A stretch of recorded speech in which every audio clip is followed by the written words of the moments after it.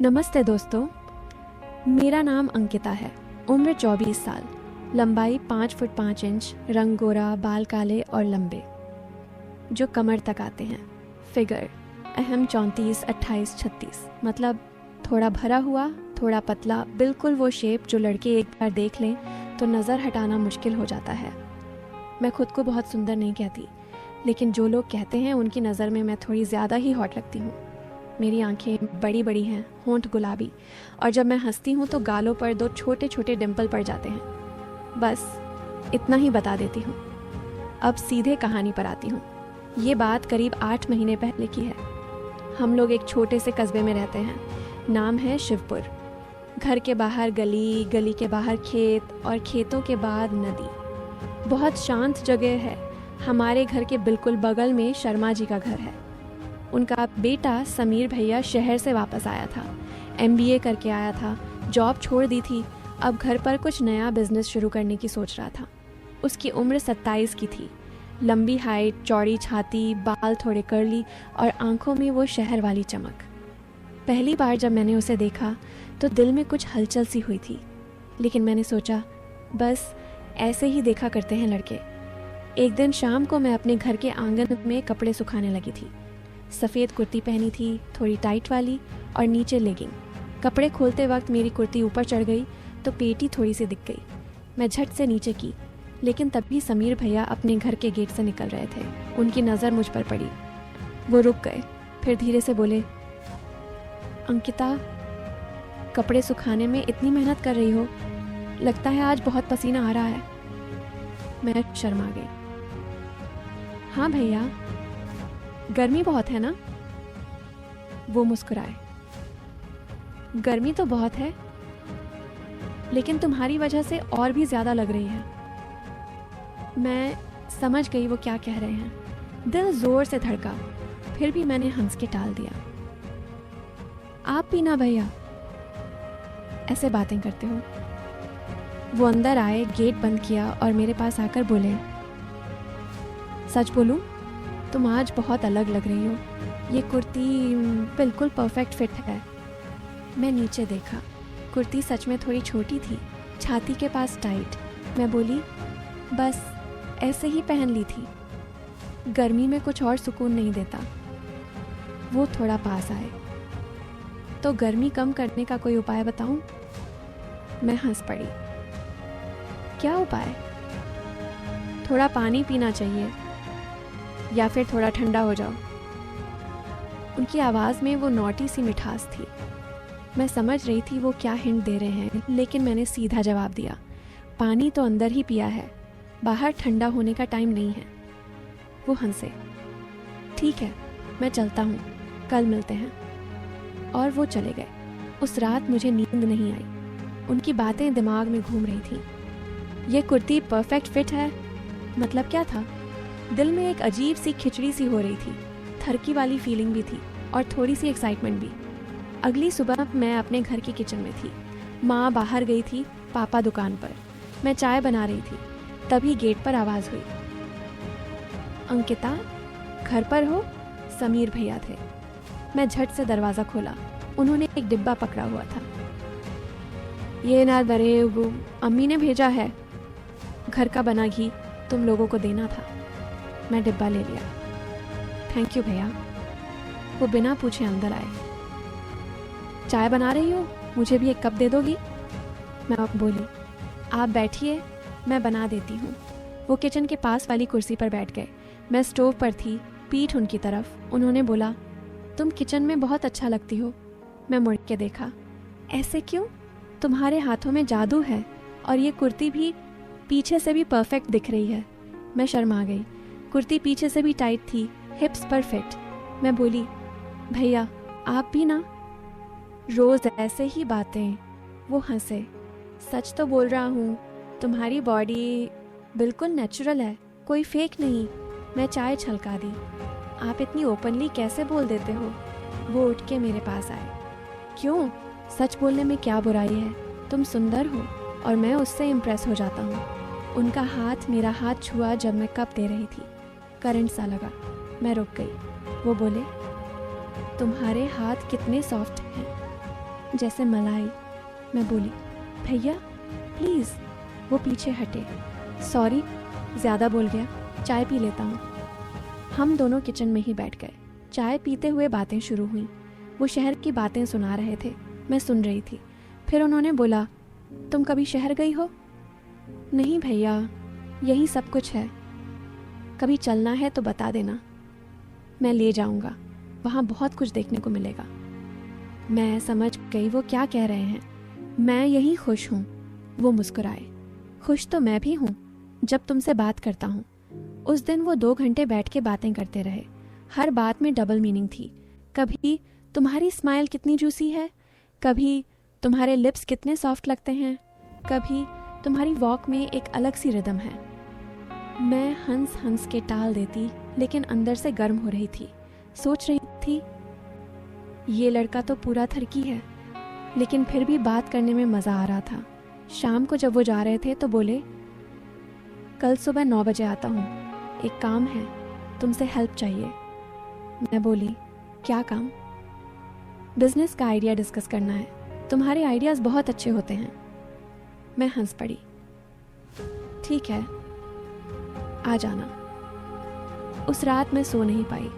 उनकी बातें, उनका टच, उनकी नज़र, सब दिमाग में घूम रहा था। मैं सोच रही थी, अगर कल वो पास आए तो, अगर हाथ पकड़ ले तो, अगर कुछ और। लेकिन मैंने खुद को समझाया, अंकिता, कंट्रोल में रहना। ये सब सिर्फ बातें हैं। अगली सुबह 9 बजे वो आ गए।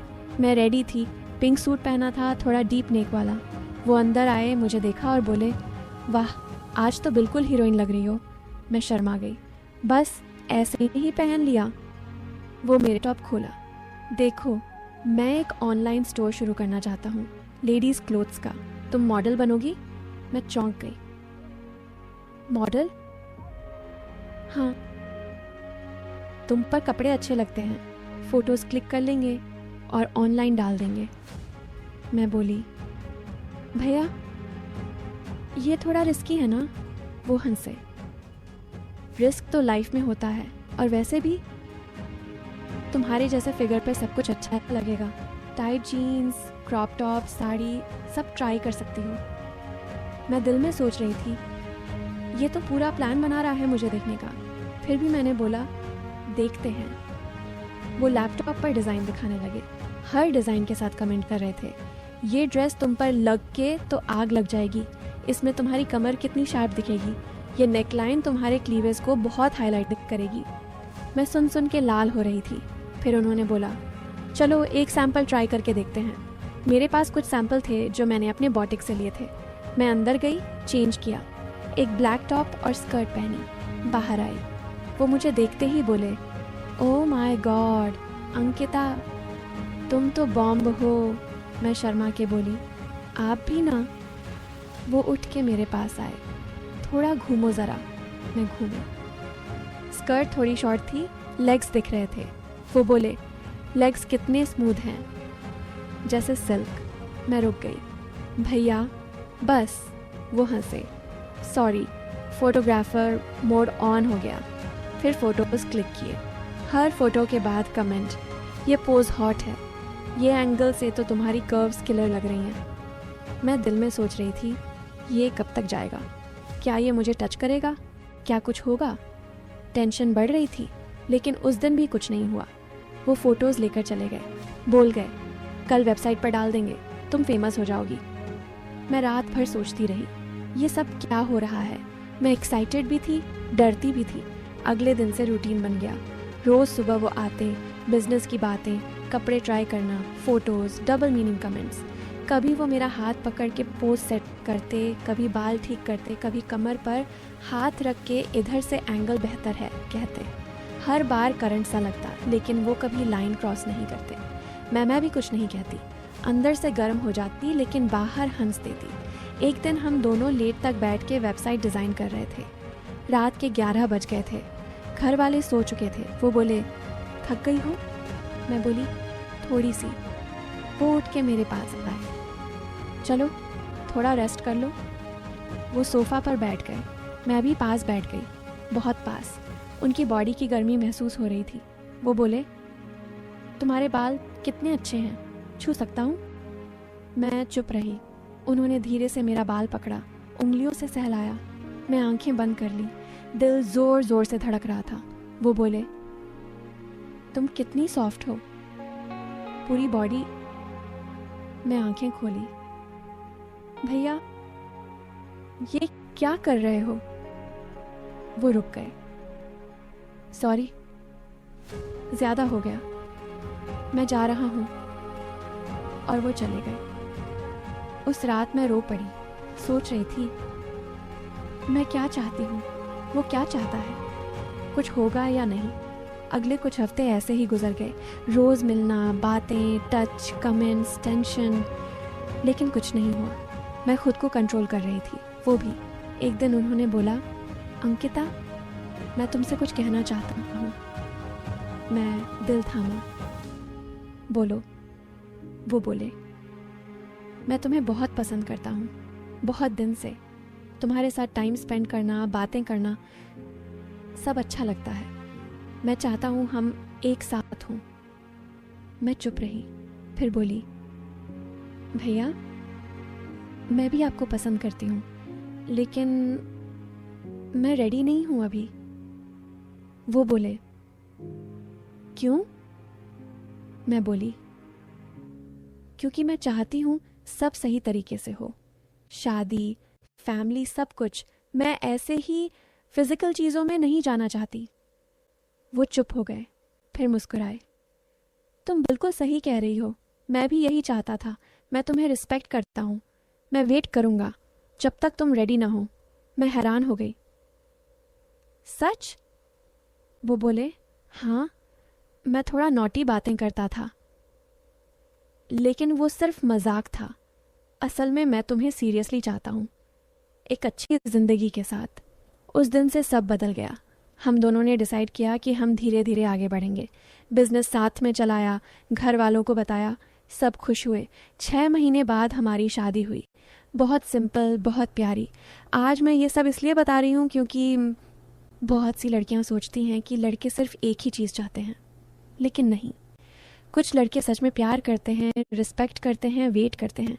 समीर भैया ने मुझे सिखाया कि असली मर्द वो होता है जो कंट्रोल में रह सके, जो बातें करे लेकिन लाइन क्रॉस ना करे।